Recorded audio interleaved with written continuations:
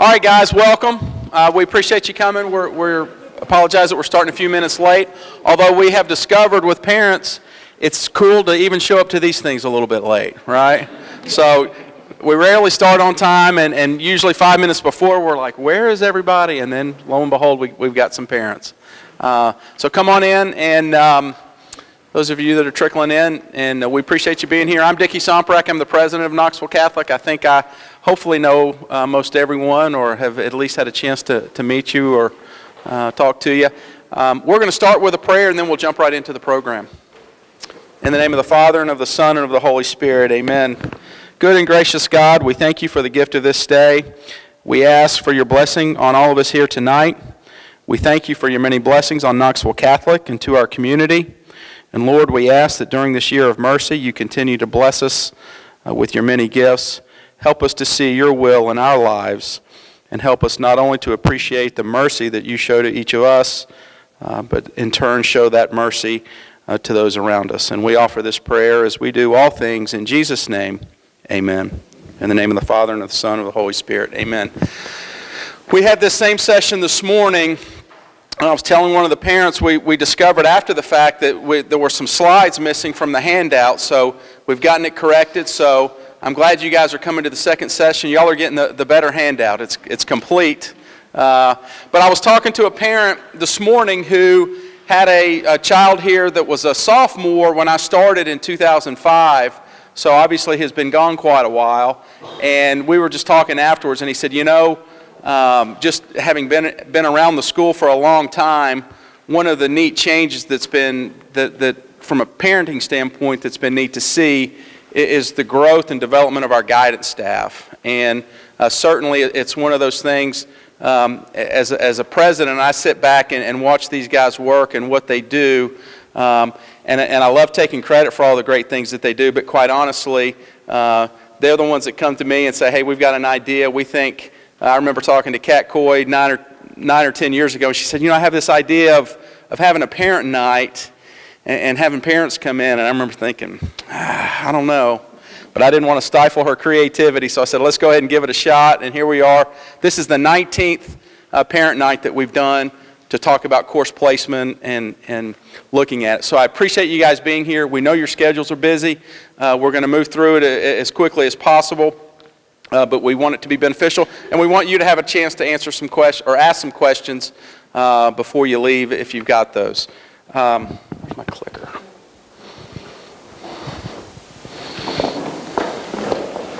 Thank you. All right, we've got.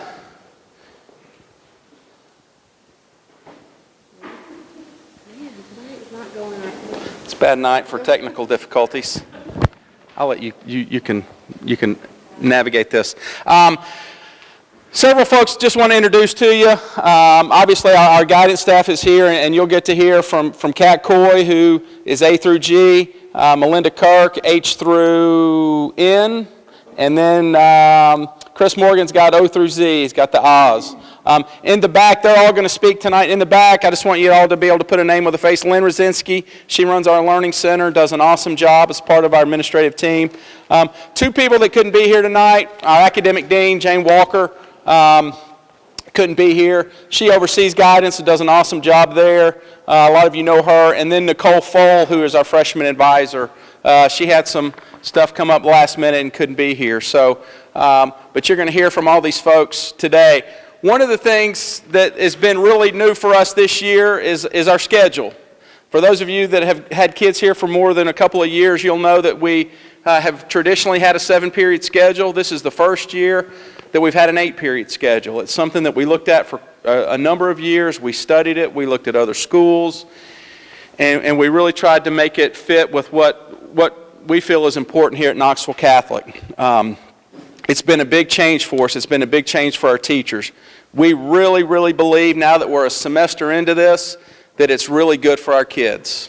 Here's what it does for us in a nutshell. It provides flexibility in scheduling for students, and it allows students who are taking really, really rigorous loads, which many of our students are, it provides them the opportunity to take study halls.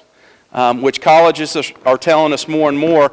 You know, if you've got 2 or 3 or 4 APs, or you're in honors, or you've got a tough CP track that you're taking, a study hall does not look bad on your transcript when you're taking 8 classes or 7 classes. So more of our students, we feel like it's provided a little bit of a more balance in their scheduling along with the flexibility. So it's been a big change.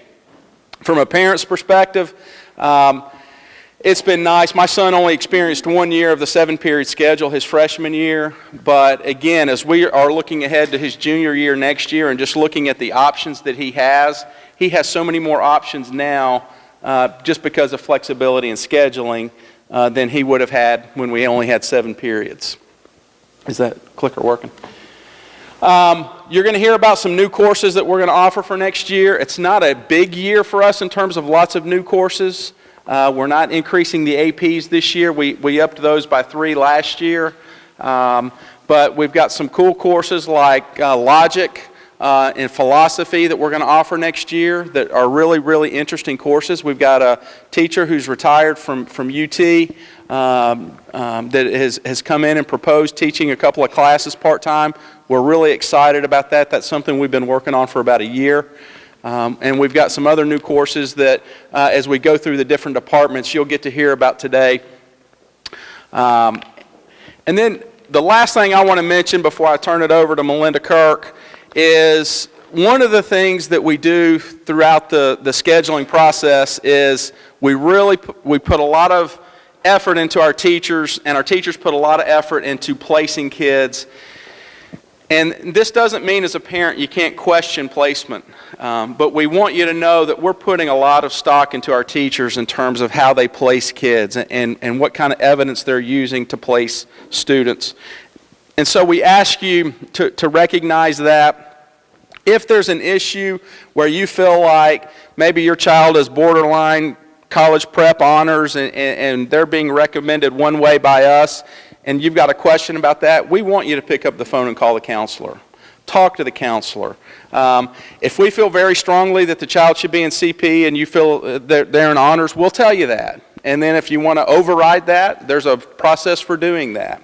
So I just ask you as you go through this, placement is an inexact science. There's so many factors that go into placing kids appropriately, and we spend a lot of time trying to do that the right way. The other thing to consider, now that we offer 21 AP courses, when I got here we had I think 6 or 7 AP courses. Now students have the opportunity to take quite a few. Sometimes we worry that kids are overloading their schedules. Very few students can handle 5 AP classes, but we have a number of students this year that are taking 5 AP courses at once. I would have never been able to handle 5 AP courses, ever. So it's something that as our counselors do a good job. We want to challenge kids, but we also want kids to have a life, and we want them to have balance. And colleges tell us over and over again, one of the things they love about Knoxville Catholic kids is they have that. That's what our mission tells us. We want kids to grow mind, body, and spirit. We don't want them to be one-dimensional. The days of kids having just the 4.0 straight academic all the way through without anything else on their resume, colleges are telling us that's not what we're after anymore. We want to see balance. We want to see kids who are involved, who've taken on leadership, doing service, and have the academic piece as well. So we're excited you guys are here. We hope tonight helps you guys as you kind of guide your kids through the learning, through the course selection process. So at this time, I'm going to turn it over to Ms. Kirk, who will talk about all kinds of stuff. Thank you all so much for coming tonight. I know it is freezing outside. Mr. Somprak was talking about all the different things that go into course placement, and course selection is what brings all those factors together and makes it a pretty smooth process if everybody just understands it. So first of all, I want you to understand the different academic levels. So we have CP, and there's actually 2 different kinds of CP courses. They're both rigorous courses with the same curriculum. They're just taught in a little bit of different manner. And then there's, of course, the honors courses that usually come with a teacher recommendation in a certain grade, and the advanced placement course that comes with an application. Okay, so how do we decide what courses we want you to be in or what your student is right for? First and foremost, it's really that grade. Those are super important. That is a good track record for what your student has accomplished that year. But we don't want the story to end with the grade. We want to continue on, and we want to hear what the teacher has to say. So we make sure the teacher has some input. The teacher has seen your student's ability level. Your student might be really good at humanities, but not as good at math. So the teacher's going to be aware of those sort of things, and work ethic is huge. Is your student, just barely making the grade and kind of sitting back and waiting for that grade to see what they need to do, or are they continuously being proactive about what they need to do? So it's an individualized process. Your student's schedule is not going to look like their bestie's schedule. They're going to be completely different. They all have different abilities and have different work ethics and just have different interests. So they're going to look a little bit different. So it's like I said, it's going to be based on the student's performance. Teacher input, very important, and they'll have some honors, maybe some CP and a couple APs, that everybody will look differently. When you're choosing courses and you're helping your student choose the courses, we want to caution you to be very careful in your selection. If it makes it into the schedule, rarely do we really change those courses unless there's some teacher-driven information that the student is misplaced perhaps in that course. If you're choosing a class for a teacher, that's a big warning. If we come back the next year, it might be a different teacher. That is kind of a fluid situation. So if you have a different teacher, that won't be a reason to be able to drop that course. In the course description booklet, there is a list of reasons that you can drop a course. So if you feel like you're in a situation where you are misplaced, take a look through there and see what those options are. Okay, so we're going to talk about two different timelines. The first timeline we're going to talk about is for AP, and that's not because we're trying to push AP on every kid. It's just because it's the very beginning of the course selection timeline. So we're going to talk about the timeline, that AP timeline first. Okay, so if your student is interested in 5 different APs and you're thinking, wait, I don't want my child to take 5 APs, go ahead and apply for all 5 of those APs. The applications are not that extensive. Go ahead and do it. Get the teacher recommendations, go through the process. It's good practice anyway for college applications. They will not be committed. If they get into all 5 of those, they will not be committed. So go ahead and apply. So you'll see what courses you get in. And then that's what we will use in course selection at the beginning of March. Okay, so this timeline with AP starts on Monday. We're going to have a big interest meeting for the students, and we'll have several AP students that have taken different classes across the board, so they'll be able to ask questions and kind of learn about the AP process and what it's like to take an AP class. We'll have a couple of AP teachers there to kind of guide them and answer questions for them, and we'll teach them this process that you're hearing about tonight. February 8th, those applications will be due to the teachers, and at the end of February, you'll get a letter listing what classes you got into. So it'll list all the classes that you applied to, and it'll say accepted, waitlisted, or denied. So you think, what do I do if I'm not accepted and I really wanted to be in this class? That might not be the end of the story. The student needs to make contact with the teacher and find out why they were maybe denied, or if they still have a chance, if they had another grade that they could make or bring up a grade, they might have an option.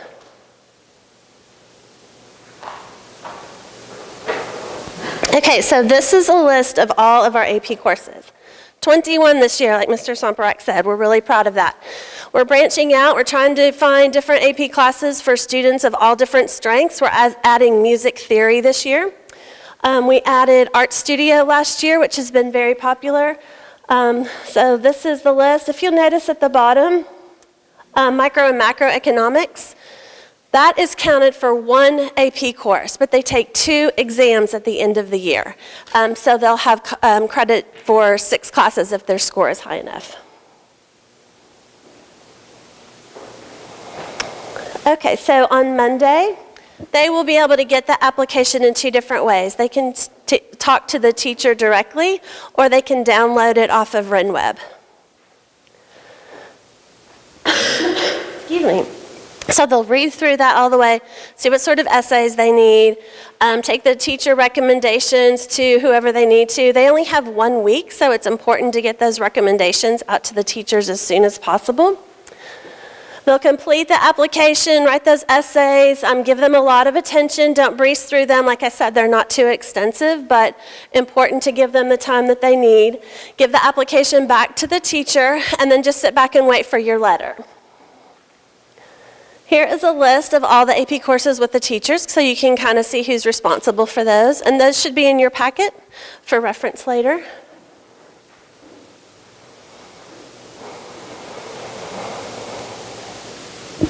Okay, so you heard Mr. Somprek refer to course overrides.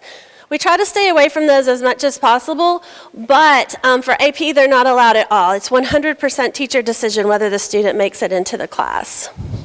Student-led process. If the student doesn't make it into the class, we want the student contacting the teacher. Please don't call the teacher or email the teacher. It's really best if the student is able to do that on their own. Okay, so fast forward, it's course selection. You've gotten your letter, you know what classes you're in. How are you going to figure out what classes to take and how many of those APs you're going to actually put on your course selection sheet? You want to think about what you're doing outside of class, of course. How much study time do you have? How much study time do you have? What colleges are you thinking about applying to? I know some, freshman, sophomore parents, you're not really thinking about that yet, maybe. But if you have aspirations for some of those highly selective schools, they're definitely going to want to see APs on your course on your transcript. But it's not enough to, struggle the mental health of your child. We don't want them to be too stressed out. We want a good balance. That's what it's about. We want to look at the other classes that they're taking. Don't want them to be overloaded. Each AP class has a cost for the test, which is $92 per test. So keep that in mind. You can actually start paying that at the beginning of the year, so it's not a big payment at the end of the year. And then we'll come up with your final schedule. So this is about the course selection timeline. Like we said, it started with the AP timeline. So March 1st through 8th, we will have course selection. They'll bring their sheet home to you. And I encourage you to sit home with your student and go over and look at what the teacher has written down. At this point, your child has had an individual meeting with their teacher. They've talked about what level the teacher is recommending. The student really needs to be plugged into that conversation and having an open conversation with the teacher about what they would like to have. If the teacher is recommending them for honors and they are worried about that, they need to talk to the teacher about that at that point. Okay. Here's Mrs. Coy. Ow. All right. Shocking. All right, guys. So, how many people in the room have current freshmen? Awesome. Current sophomores. Awesome. And current juniors. Hey, nice. You guys hanging in there 3 years. Love it. Well, now we're going to start talking about. We're going to promote them. You're going to hear us talk about rising sophomores, rising juniors, rising seniors. And the kids love that this time of year, especially my freshmen. They're so glad not to be freshmen anymore, right? Here are our graduation requirements. We take care of watching this for all of you. We like you to be aware of what we're working towards. This is a combination of state graduation requirements and Knoxville Catholic graduation requirements. But we check their transcripts junior year. We check them senior year. We make sure they don't get to second semester of senior year and they're missing a class. So we'd like you to be aware of what we're working towards, but also want you to know that we monitor that for you. So freshman year, this is what most people are going to have been in. For you rising sophomores, this is what sophomore year is going to look like. It's pretty basic. Our sophomores get all excited about not being freshmen, and then they don't have a lot of choices in their schedule, so they get kind of bummed again. So it's kind of a roller coaster, which says a lot about what to expect for sophomore year anyway. But they're going to basically be in religion, math, science, English, foreign language, world history, and they're going to have some room to take care of other electives. We highly recommend that they take care of those graduation requirements because it can free up some space to take things they want to take later. So for instance, a lot of my math science kids want to have room to take math science, maybe an extra math or an extra science later. Take care of those fine arts early so they have room for that. The other thing is, if you've got your fine arts taken care of freshman, sophomore year, you can continue taking a ton of art if you are an art student. So I've got a lot of students who have taken their painting and their drawing, and now they're going to take portfolio and digital photography, and then senior year they're going to have room to take that AP art. So some of the kids want to go ahead and get to all the fun stuff, the electives, the Microsoft or the web design, and that's good if it works in their schedule, but also remember that we also want to try and take care of those graduation requirements first. Junior year, I think, is so fun because they finally have a choice, and they get so excited about that little choice. The choice to whether to continue on in a language or not. They also get to choose what science they want to take, and they love that. So we see a little bit of things opening up their junior year. And then senior year, all they have to have is religion, English, government, economics, and math. So they actually have a lot of room senior year to take some other quality electives as well. This is probably, you're going to hear each of us say this in a different way, and it's because we believe so much in it. One of the things I love at Knoxville Catholic, and I'm so thankful to Mr. Somperak, who gives us 3 counselors, so we're able to have a small caseload. Our caseload's about 170 for each counselor. In a public school, my caseload would be about 500. So I am beyond thankful that you are sending your kids to Catholic and understand the value of that. But what I get to do because of that is we get to know your students. I genuinely know 170 kids, maybe not in August, but definitely by May I do. And we can tell when they are strong in the social sciences, or they're strong in English, maybe not history, or they're strong in the math and the science world. We want them to push in those areas. They do not have to be the best of everything. I feel like there's sometimes that push in elementary school, if you're a strong honor student, then take all the honors you can. In high school, we start to see a little shift. Take the honors where you're good, and pull back in the areas that are a struggle for you. Colleges expect to see that too. So you're going to hear us say over and over and over, follow your strength areas. Tonight, I went home to get my babysitter set up, who's a Catholic student, and she said, "Oh, course selection, I'm thinking about taking this. What do you think?" And I said, "Do you like that class?" And she said, "Yeah." And I said, "Well, I think it's a good choice." And she's like, "I didn't think that's what you were going to say at all." Because she thought I was going to talk about what colleges wanted or what, to get the best for this college. No, it really comes back to what does the student really like and the student really need. So you're going to hear us say that over and over and over again. So we're going to walk through these next couple slides so that you are aware of what options are available here at Knoxville Catholic. Freshman year, for you guys, English was assigned to you. For all of you current freshman parents, your students are going to get a course selection form on March 1st in A block. All the students get that form, and they take that precious little color-coded form for 7 days. I love seeing it go through the hallways. That some of them come to us. I'm like, where has this form been? It's like ripped and tagged and coffee and I don't know what. But they keep that form for a week, and they go to each individual teacher, and they have an individual conversation with that teacher about placement. So the English teacher will make time during course selection week to sit in the hallway and say, "Okay, Johnny, what are you thinking about sophomore year?" And Johnny might say, "I was thinking honors." And the teacher might say, "Well, you have a D. I was not thinking honors right now," right? So it's a real time where some honesty happens. We see lots of honest conversations. I see some tears, but it's awesome. And again, it's because we know our students, because those teachers are working with those students and see their strengths and weaknesses. So what are your options sophomore year? English 2 CP, 2 honors, and combined studies honors. Combined studies honors is taught alongside world history combined studies honors. So you have to take both the English class and the world history class. It's awesome. The world history teacher will be covering the time period, and the English will be reading the literature that was written in that time period. And the kids are like, oh, that's why this literature is so dark and depressing, because this is what was going on in the world at that time, and it makes sense.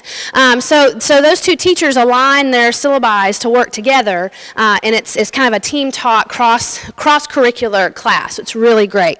But some of my students who are not super English students are like, well, that's cool and all, but I don't want to do that. They might choose just to take the English 2 honors class, and they can do that and not take a world history honors class. So the combined studies is a combined, they do that, they have to sign up for the English and the world history. Then you'll see our junior year, they've got English 3 CP, 3 honors, and 3 AP. You also see an English enrichment class on there. Our English enrichment class started 2 years ago, and again, it's another awesome offering, I think, from our English department who wanted to provide a little bit more support to students who did not do well on a test, placement test in their class. So they're going to be checking their skills within class, and if they don't score a certain percentage, they're going to be recommended for this English enrichment class. What we've seen in 2 years is the kids love it. Some of them are kind of bummed when they're first recommended to it. I'm going to be honest with you, but when they get done with it, they're like, man, I am so glad I took that class. We need our kids to be able to write. If they're going to college, they're going to write in every class that they take. So I need them to be able to write and write well. And so this English enrichment is a smaller environment where they get that guided instruction, maybe 8 or 9 students versus the English class, which might be 20, 22.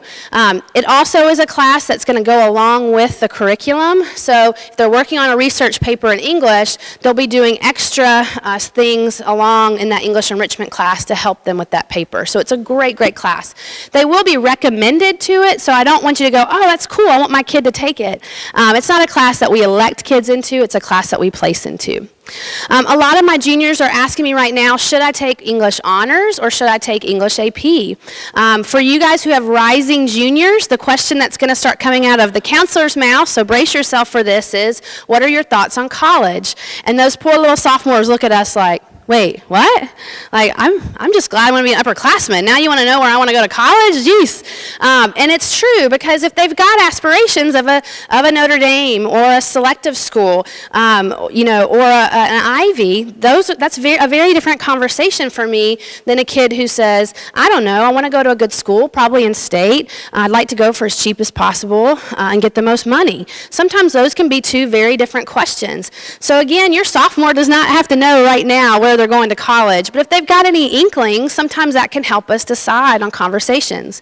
I had, again, my babysitter said the same thing. She's like, I don't know, honors or AP, and I said, where are you going to go to college? She said, I'm going to stay in state. And she said, I want to take Bio AP and Chem AP and all this math, and I said, then pull back in the English honors. She said, oh, yes, because she doesn't like English. So it's okay to push forward in some and pull back in other. English junior year is going to be all writing focused, and that's again to prepare them for the ACT and SAT, and also to prepare them for college. Then they're going to move on to senior year, and you've got English 4 CP honors, dual enrollment honors, and English 4 AP. You'll see the dual enrollment honors. It's an awesome offering at Pellissippi State. We partner with them. It's dual enrollment. They are enrolled here at Knoxville Catholic. It's also dual credit. They get credit here, and they get credit at Pellissippi. There is a grant that covers most of the cost of these two classes, and Mr. Morgan's going to talk about that a little bit later. But they will be taking essentially English 1010 and English 1020. And so if they do well, they could graduate Knoxville Catholic and have 6 hours of college credit to take with them to college. You know, all of the state institutions are going to take that credit. So if they're going to UT, then they don't have to take English 101 when they get there. They will have already had that.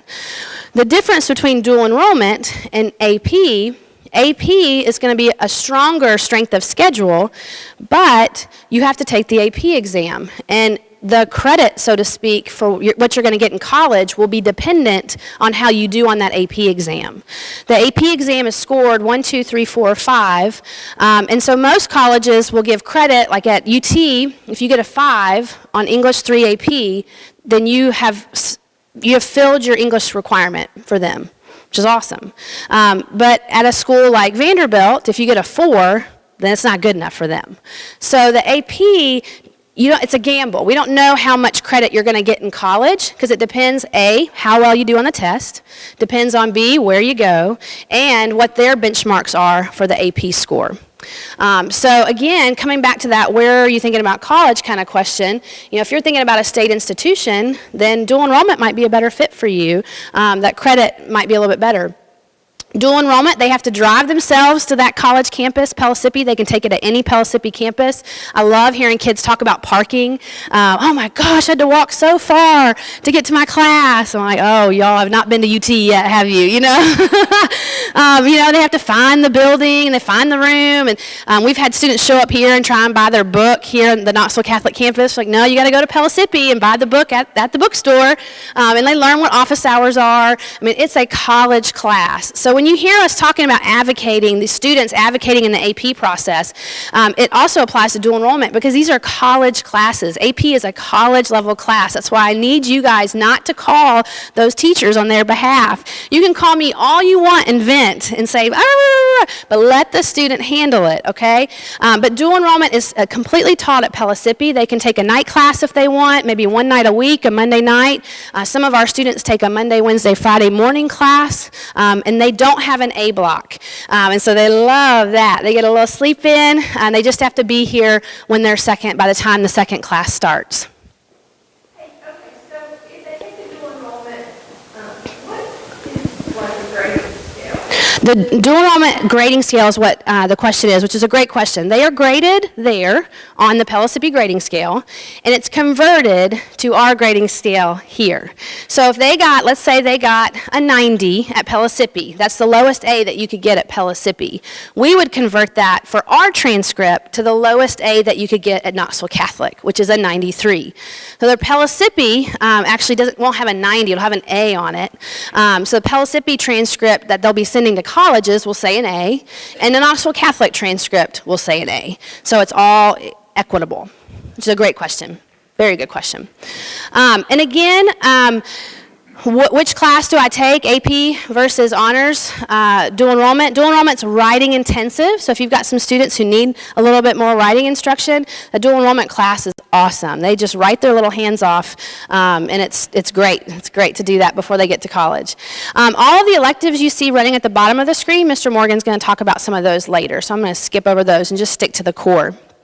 Social studies, as I mentioned, you've got World History CP, World History Combined Studies Honors, World History AP, and Euro AP. They have to take one of those. So they might choose to take Euro AP, or they might choose to take World History CP, but they can take any of those. They have to have a world history.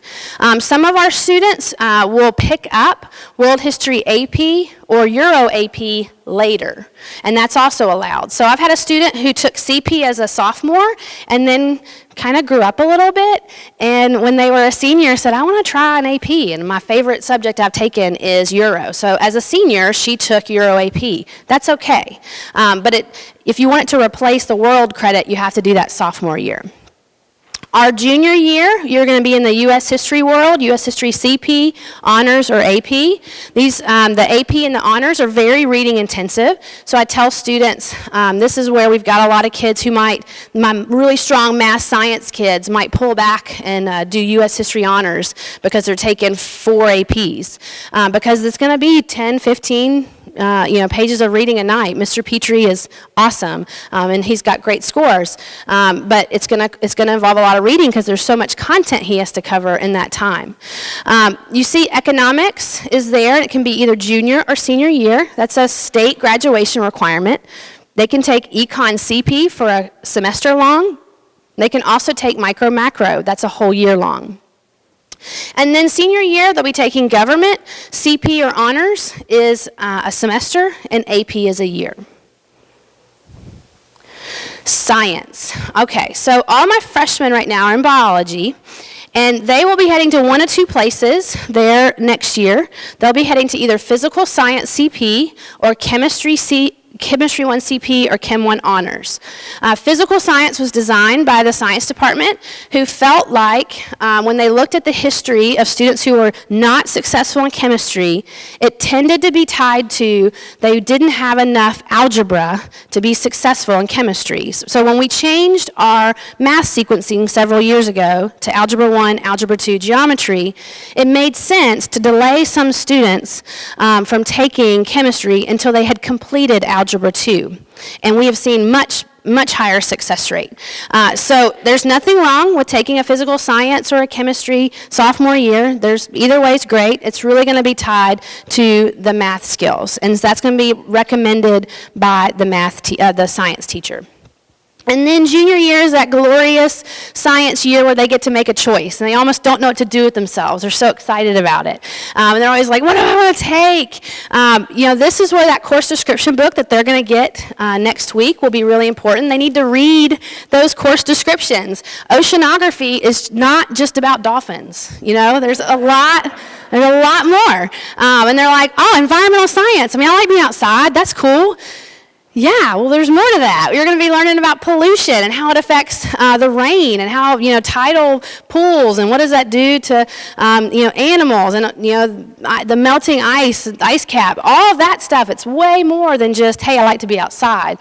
So I really tell the students, please read that book and take what you're interested in. It'll be a long year if you're not interested in it, right?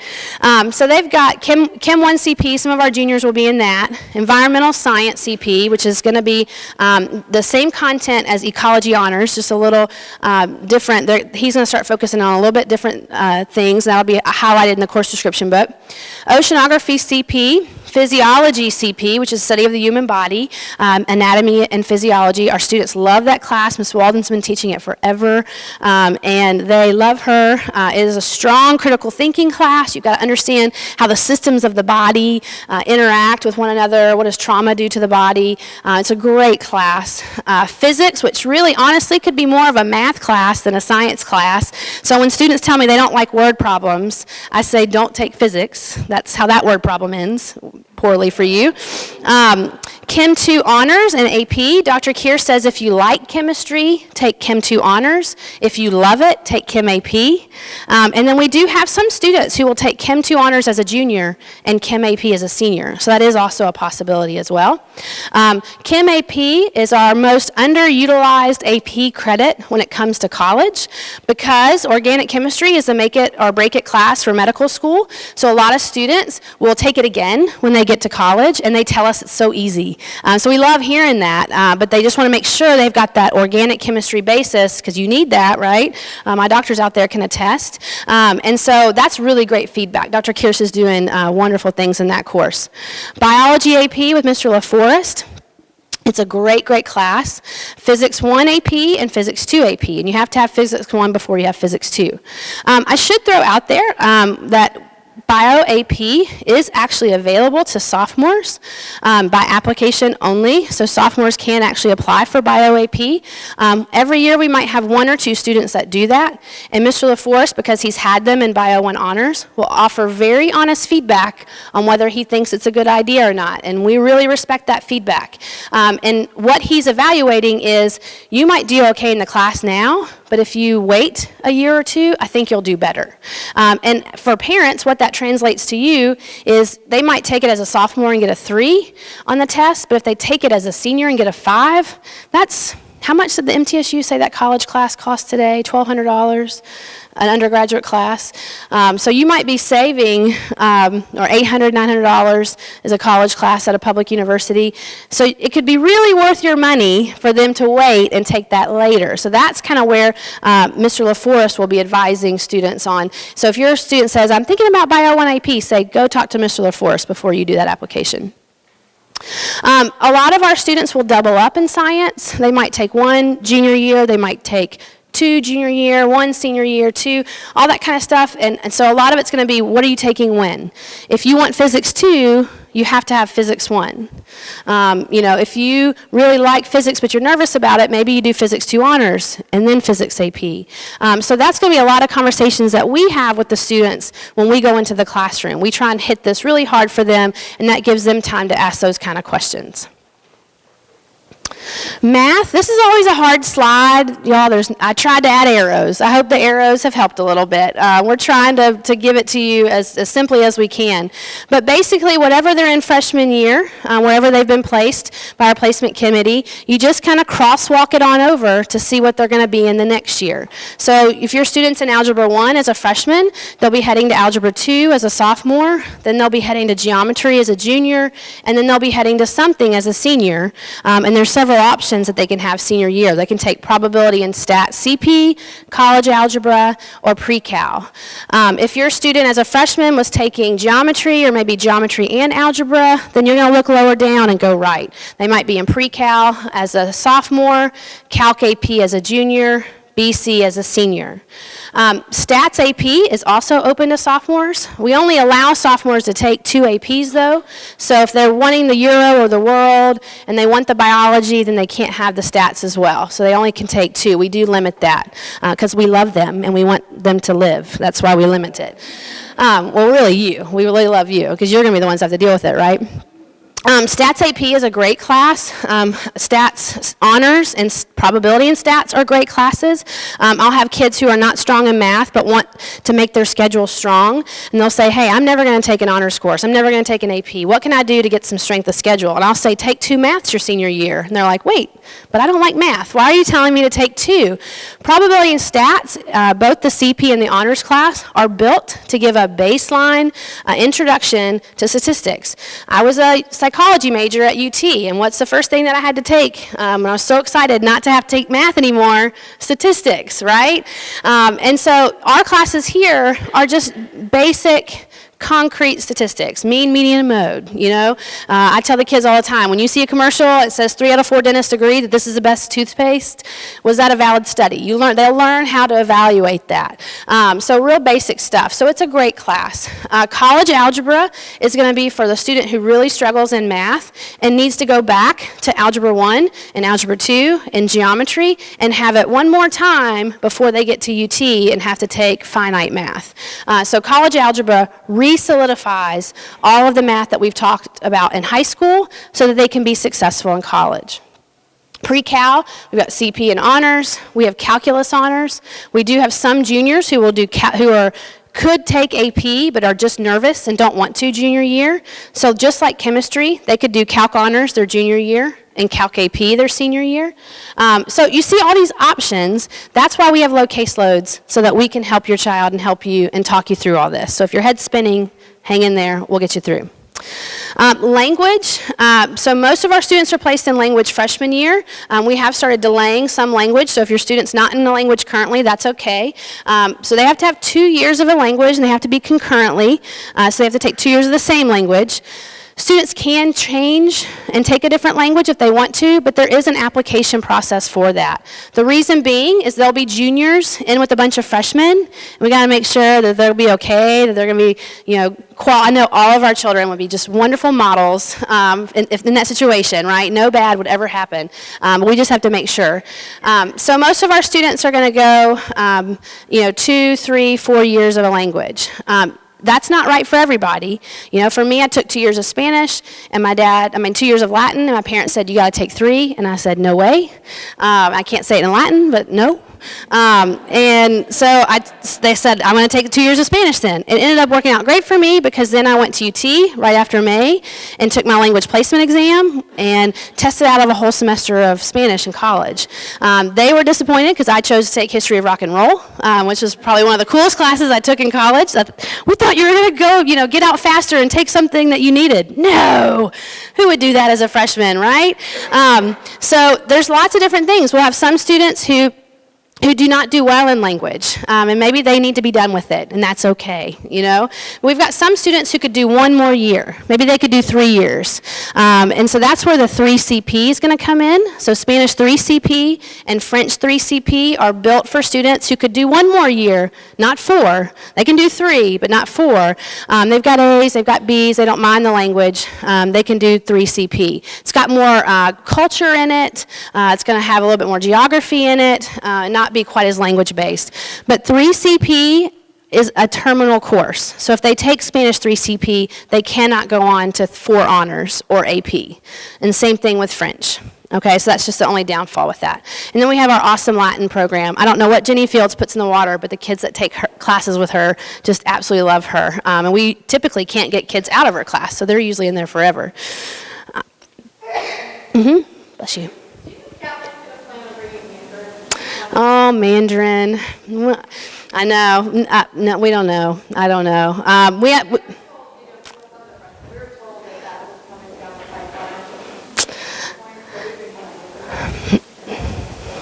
I have the wrong pay grade to answer that question. Yeah, I don't know. It's not here now, but definitely ask Mr. Somprak. That'd be the key to ask. It's not on the pipe for next year. No. All of our students have to have lifetime wellness. They have to have 1.5 credits. 0.5 of that's going to come from a health class. 0.5 of that can come from PE, weight training, or dance. And then an extra 0.5 can also come from PE, weight training, or dance. Or they can play a Knoxville Catholic sport. Or they can play a Knoxville Catholic club sport. Or they can do anything physical for 65 hours in a year. So ballet, karate, rowing, anything that's 65 hours of activity, club, softball, anything. So a lot of our students, we enroll them in health and PE. We take care of that for you guys. The extra credit typically comes because they play a sport here at Catholic, or they do one of those extra things that I mentioned. And again, we're going to be talking to your kid all along. If they get to junior year and they haven't had that extra credit, we're going to ask them and see what's going on there. All of our students have to have personal finance. We would like them to wait till junior, senior year. They just seem to do a little bit better the older they are. But sometimes it works best to go in sophomore year. That's when it has to go in. That's when it goes in, so it's okay. So it's open sophomore, juniors, and seniors. Fine arts. All of our students have to have 1 whole fine art. Of that 1 credit, 0.5 has to be performing. All of it can be performing, but at least 0.5 has to be performing. And so that came about a couple years ago. So their options on performing are going to be in the theater department. We have 3 different theater classes for them. We've got band, chorus, and then we have our dance program. Melissa Brigham has done an incredible job with our dance program, and she's got some big things on the table, changes that she's hoping to have next year. We've always had dance production for the dance team. That can count actually as a fine art credit or a PE credit, whatever they need. But she's also going to have a dance production dance company. So some of my students don't want to do dance company, and they don't have time to do it outside of Knoxville Catholic, but they're still interested in performing dance. That's what the dance company class is going to be. They're going to still perform at a showcase, bless you, in the winter, but they won't be doing the football games and the basketball games. That's more the dance team. So production, the dance company, bless you, is still that performance-based upper level advanced dance, but not at sporting events. So that's the difference between the 2 classes. And then we also have, she's hoping to bring a jazz 1, a jazz 2, and a hip hop. So definitely also encourage your students who are boys to take dance. We would love to build a strong male contingent in our dance program. And so I tell my students, I have 2 boys, I want you to learn how to dance. Girls like boys who know how to dance, right? So we hope these are open to both males and females. Our visual arts department has expanded. We're very excited about that. The introduction classes are going to be drawing, painting, art, and a new addition for us is we're now classifying yearbook as a visual art. I'm very excited about this because if you've had any student who's done yearbook, that's all it is layout and design, and they take all their own pictures for the most part, and fonts and spacing and everything on the computer that they do with the programs they do. That is visual art. So we are changing it. It has always been a pass-fail class. Now it will be a graded class because it's a graduation requirement. It needs to be for the state, but it will count as a visual art. So students can take intro. They would move up to yearbook production, and then the advanced levels of our art classes are honors level. So yearbook editing would be an honors credit. Our art classes are awesome here at Knoxville Catholic. Mary Julian and Susan Pastorello do an incredible job in what they do. And these are really built to be moving up. So that's why we have it kind of in a hierarchy. They're supposed to take drawing 1, painting 1, art 1 of those, and then move into the 3D design, the painting 2, and then move into the digital photography, the portfolio. One really cool feature of our art AP class is there's actually 3 art APs, drawing, 2D, and 3D. So a student can actually take that class multiple times. So they might take it as a junior and take it AP drawing, and then take it as a senior and take AP 3D. So we're really excited for our really strong art students that they might have a 40-piece portfolio when they leave Knoxville Catholic, because you have to do 20 pieces of art for that. And so we've got students every year who are going to art schools, and now we feel like we have a really strong program to be able to build that for them. So we're really excited about that. All right, you guys survived me. I'm going to hand you off to Chris Morgan. Okay, thanks, Ms. Coy. That's a lot of information.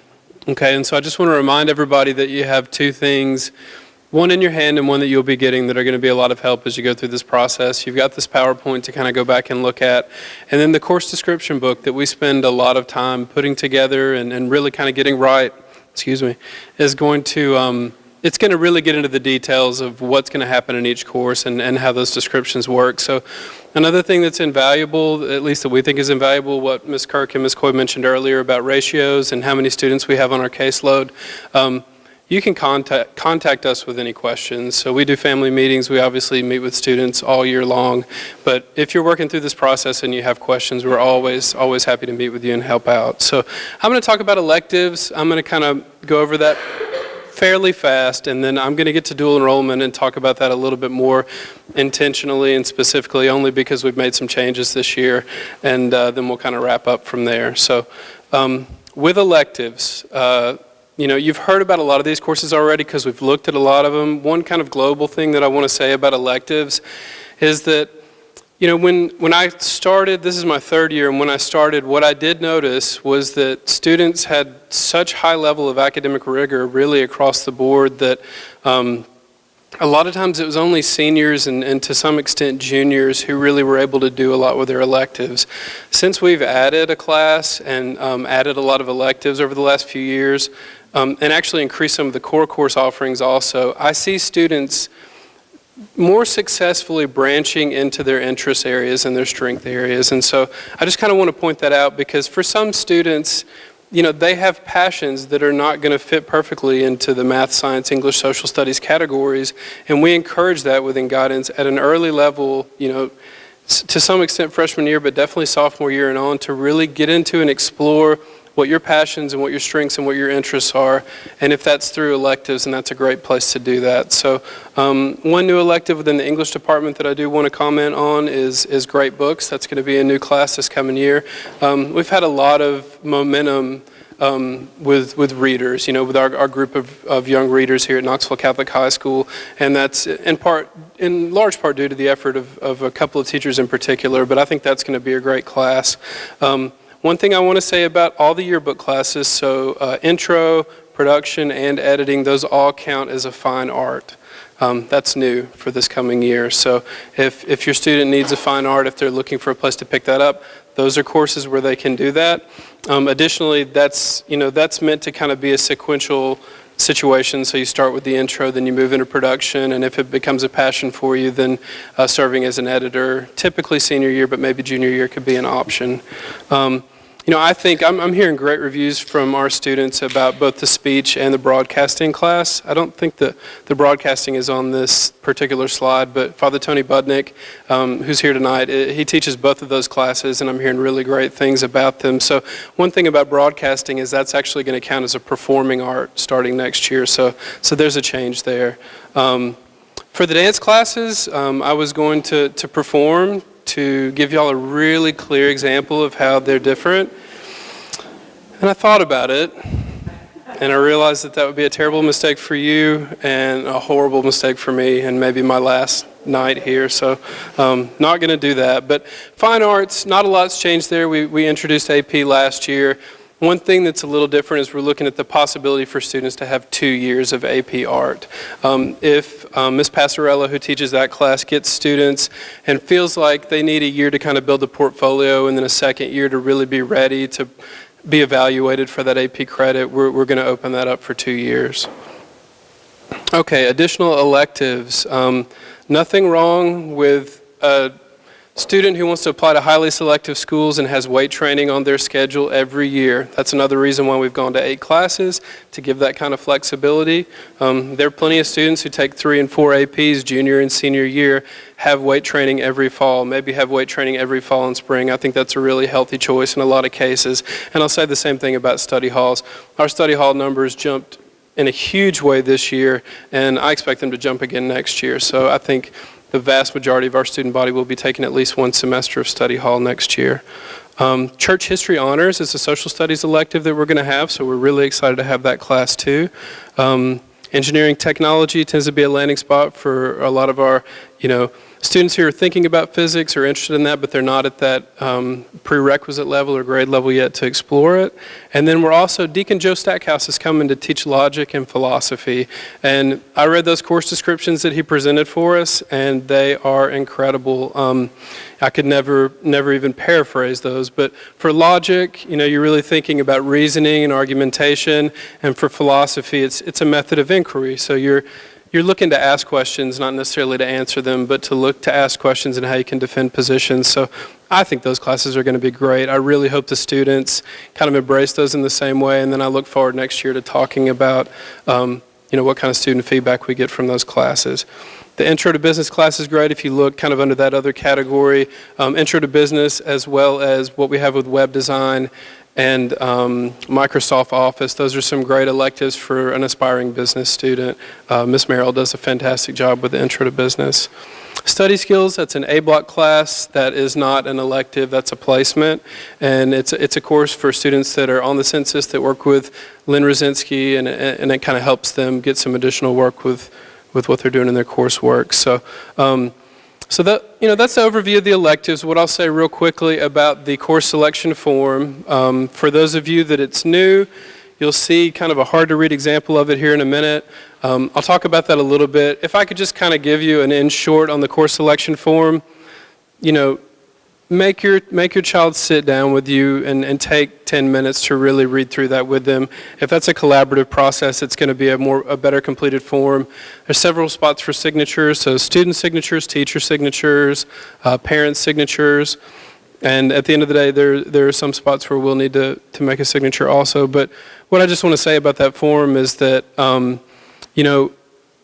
it's pretty intentionally put together where the front side is going to be all about teacher recommendations and the back side of that form is elective. So it's order of importance. So if you look at this example, that's the back side, different spots for signatures. But what you want to pay attention to is in the middle there, kind of 1, 2, 3, 4, 5. When we go to place students in electives, we're going to fill their core courses first, and then we're going to start by trying to place them in their first choice elective. Then we're going to move to the second choice. And for every one that we can actually place where the class isn't full, we're going to put them in that elective. So the kind of 2 things about that. First is order of importance really does matter. So that's the most important thing to know about that. And the second thing is that if the student runs out of ideas of elective, the best advice I can give them is get out your course description book and spend a little longer. Because if they just throw something on there for the 4th choice or for the 5th choice, we may have to place them in that, and that doesn't mean that they're going to be able to get out of it because they said they had no idea it was on there. And that happens a couple times every year, and it's unfortunate, and we'll try, but a lot of times with numbers and with adding classes and the way things are with the teachers, there's less room to make a change after the fact. That doesn't happen a whole lot anymore. So if it's on that sheet, there's a really good chance that they're going to get it. And if they have no interest in the class, then don't put it on that form. That's the front side, and that's where you're going to see mostly teacher-recommended courses. There's also a question about dual enrollment. It's about dual enrollment English. And so dual enrollment English at Pellissippi State is the only dual enrollment course that can replace a course currently offered at Knoxville Catholic High School. Okay, so everything else I say about dual enrollment in a minute, just keep that in mind that that's the only one that can replace, okay? And so this is where you're saying, yes, I might have been recommended for English 4 Honors by my teacher, or English 4 AP by my teacher, or even English 4 CP, but if you meet the 3.0, the 18 on the ACT, the 18 on English, the 19 on ACT reading, this is where you indicate that your plan is to take English 4 dual enrollment at Pellissippi State. Okay. So dual enrollment, we had a meeting today with Middle Tennessee State. We had a meeting last week where we really kind of reviewed clarifications on how we're looking at dual enrollment. So I'm going to take just a minute to talk about that and let you know what we're doing differently with dual enrollment. Some things are the same. And so if you look at those 3 at the top, dual enrollment on a college campus, dual enrollment at KCHS, and dual enrollment online, those are the 3 categories, those are the 3 classifications. What we've done for a while now is dual enrollment on a college campus. Pellissippi State Community College, English dual enrollment. Some students take that during A blocks, some seniors take that at night. Also, Roan State Community College, we've offered EMR dual enrollment. That's been an A block class just with Catholic students. And then also we've encouraged and opened it up for students to take other courses at Pellissippi or Roan State in the evenings, at other times, as long as it's not during the school day, and take a study hall during their school day and you know, kind of have that balance out. So the key thing about that is it's always been capped at 8, and so that's one thing to remember. And it's dual enrollment, dual credit, meaning that they're dually enrolled and they receive credit at Catholic high school and at the college that they're attending. And that's typically transferable credit, for at least for schools in state, but for a lot of schools out of state. So here's what we've changed. We're looking right now at a partnership with Middle Tennessee State to offer some dual enrollment courses here on the Knoxville Catholic High School campus. Okay, we are in the planning stages, so at this point we can't say for sure that there are going to be any of these courses next year. We hope so. And we definitely don't know at this point which courses those are going to be, because they're teacher dependent. The teacher needs to be vetted to teach those particular courses, but it'll be our teachers in our building teaching these courses. But for the students that take them and are dually enrolled, they'll receive dual credit. That's guaranteed credit at Middle Tennessee State if they make the appropriate grade, and probable credit transferably to most public schools in the state of Tennessee. The third category of dual enrollment is online. And so before I jump into online, the last thing I'll say about any dual enrollment taken on a college campus or here at Catholic when we get that together is going to be dual enrollment, dual credit. So it goes on the Knoxville Catholic High School transcript. It goes on a college transcript. You can send those college transcripts when you apply to college, and you can receive credit if the participating institution that you're going to attend, if they'll take that class for credit. Online, the distinction there is it's dual enrollment, but it's not dual credit. We're not going to give any credit here at Knoxville Catholic High School for dual enrollment taken online. So if your student takes, or anything attended in person over the summer, sorry for that distinction. So if your student takes a class over the summer or takes a college class online during the school year, those classes might count for college credit later, and they can take as many of those classes as they want to. We're not going to regulate that process at all. So that's an entirely independent process.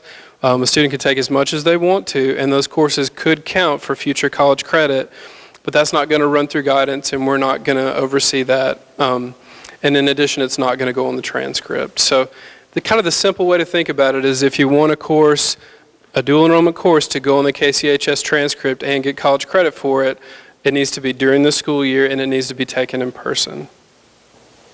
Okay, so I know that's a lot and kind of a lot to digest and think about. For most students, I don't think it's going to make a lot of major changes, but we wanted to open up doors and opportunities for students who were interested in doing that. Okay, yes. year. It does, would students be allowed to change their schedule and do the same dual enrollment class? Yeah, I think that's a great question. So for anything that happens on a college campus, that process begins with a counselor, and so that's something that can be explored now because there's a wide world of that. For the ones on the Knoxville Catholic High School campus that I think you're talking about, if it comes together, then that is a case where we will sit down and find out which students are interested, and we will look to change schedules / course selection forms depending on student interest. Yeah, it's a lot, and it's kind of, it does feel, I guess it feels last minute in some ways, but I guess the way I can clarify that really is that we're in the planning stage now, and I'm not optimistic that there will necessarily be a course next year. But I just want y'all to know that's the direction that we're moving in, to have that option and to offer it. Okay, so paying for dual enrollment. There's a correction on this slide. I think it's been corrected on the PowerPoint. So on your handouts, there in red where it says for the third class, 200 on the board, that's accurate. It's not 300, so it's 300 on your handouts. But what you need to know about the dual enrollment grant through the Tennessee Student Assistance Corporation is this is state lottery money that is for high school students that take dual enrollment classes. It covers the cost up to $500 for the first 2 dual enrollment classes that a student takes. So that's 3 hours per class, that's 6 total hours of college credit. The third class, it only covers $200. And for the fourth class and beyond, it doesn't cover anything. So that's an important consideration when you're talking about dual enrollment. What we know from MTSU and what they've talked about doing in our building, that's going to stay under $500 per class. What we know from Pellissippi State, Roane State, the community college structure, that stays just under $500 per 3 credit hours. So that dual enrollment grant basically is going to fully cover 2 3-hour courses, and then it's going to partially cover 1 3-hour course, and then, you know, all students in the state are on their own after that. Yeah. If my student has already taken the EMR class this year and to do dual enrollment next year, is that $500 per class per year? No, it's a number for their entire high school experience. So she would have $500 for her fall semester. If she did English, which is 2 semesters, she'd get $500 for the second class, which is fall English. But then when she took spring English 10-20, she would only get $200 towards that class. So she would have to pay about $300 for that class. Yeah. You know, and I think Ms. Coy was asking me earlier, and I was not paying the attention I should have been, but she was asking average for a typical college class, and I think, you know, I think $1,200 is a pretty fair estimate, whether you're looking at graduate or undergraduate hours. So still, even in those cases where you're paying out of pocket for a $500 fourth class for a motivated student that wants to get those credits and apply them later to college, it's still a deal. It's still a good deal. But yeah, for the first 2 classes, it's going to be, I won't say free because application fees exist for some of these schools, and then you also have books, and then the average for a book might be anywhere from $50 to $150 or $200, so it just depends. Okay, other questions about dual enrollment or that process? Okay, so we're almost there. Final thoughts. You know, we just really want to emphasize planning and discussion at home. We put a lot of effort into planning with the students, individual meetings throughout the year. We do a lot of classroom guidance. They know that we're available to them, and we do talk about course selection every year in the grade level meeting except for senior year. So sophomore, junior year, Ms. Fold talks with them freshman year. She spends a lot of time on course selection with your students. And we just want that discussion to happen at home too. That way, when they come in, they're on the same page as you, and what they're communicating to us is kind of a family position on that. So there's some dates to keep in mind, February 17th through 29th. And when that week happens, just check in with your student, and always feel free to email us or call us if you have questions as you're working through it. Placements. Okay, so let's say a student is placed in English 3 CP, and their teacher tells them, if you get an A that fourth quarter, I'm going to bump this placement up to honors. This happens a lot. We probably across the board have, I don't know, 15, maybe 20 students apiece, so 45 students or more in the school who have some class that's kind of contingent on their performance in that fourth quarter. It could slide up, it could slide down. You might have a student who's been placed in honors, they're sitting on a B, but it's a borderline C, and that teacher says, if you can't maintain that B for the next quarter, then I'm going to move you down to the CP level for that class. For the up placements where the student's going to be moved up, it's the student's responsibility to get back in touch with the teacher and or the counselor to communicate that, okay? They see their report card, they know their grades, they know that, verbal agreement that's been made. It's made verbally, but then it's also written on the course selection form too. So we let your children drive a lot of processes. We're always overseeing, we're always kind of guiding those, but we want them, initiating a lot of things that happen in school, and so course selection is a great place to do that too. It needs to happen before the summer. We're here until into the second week of June, so that gives time, past the end of school. But after that point, when we come back, we're kind of in a different phase and a different mode. We've moved past the flexible scheduling and into what are the hard numbers and how's all this going to work out. Okay, so kind of a flow chart there on the scheduling process. You see your course selection week, report student summary. And so you're going to get that in the mail, and just remember that that's not an official schedule. That's just what we have you down for at that point. So if you see something just way out of whack, that's a great time to get in touch with us. If your student is a sophomore who is planning to take Algebra 2 CP and they see AP Stats on that list and they never even applied for AP Stats, then that's a great time to get in touch with us about that. And then just kind of end of the day, I think after hearing all this, it's probably clear to you all that we do feel strongly that course selection matters, and it's all about the planning. And so I guess the biggest thing I can say about planning is Ms. Fold does such a great job getting freshmen in the right courses, helping sophomores get into the right courses. And when you're rising sophomores, soon to be juniors, or thinking about course selection, I think the biggest tip I can give you is think 2 years. Think about junior and senior year at the same time, and how what you take junior year is going to set you up for what you'll be able to take senior year. And don't pick a class for the teacher. It's the biggest mistake made every year. Even if a teacher's taught something 7 years in a row, don't pick a class because of who the teacher's going to be. Okay, thank you all for coming. If you have any questions, we'll be happy to field them.